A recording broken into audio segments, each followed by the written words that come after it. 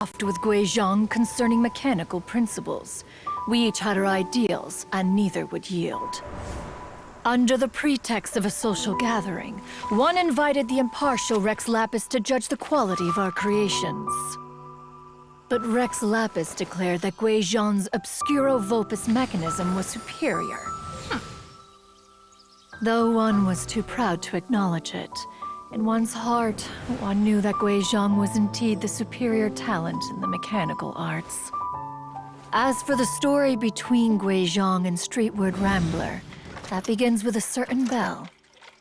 In Guizhong's opinion, while mechanisms were no substitute for human composers, they were yet capable of producing simple but fine melodies.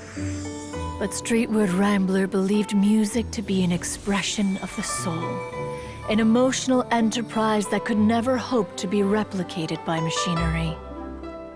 They argued endlessly, until one asked Rex Lapis to intercede.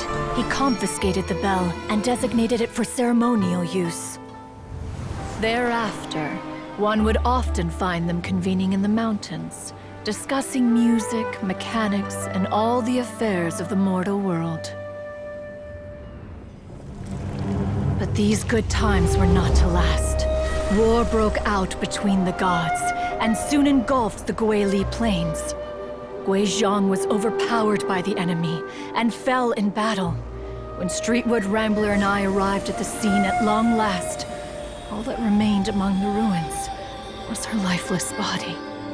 After this, at Streetward Rambler's request, Rex Lapis granted her the cleansing bell for safekeeping.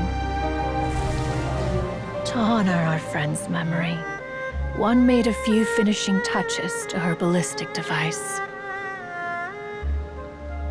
Many lantern rites have passed since then. Many greetings and goodbyes. Upon what do you gaze? The Guili Plains? No. It's everything.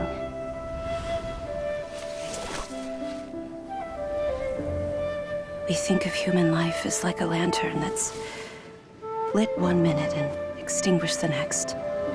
But are we Adepti so different? Perhaps as dust settles after a storm, we too must one day return to the world below. One has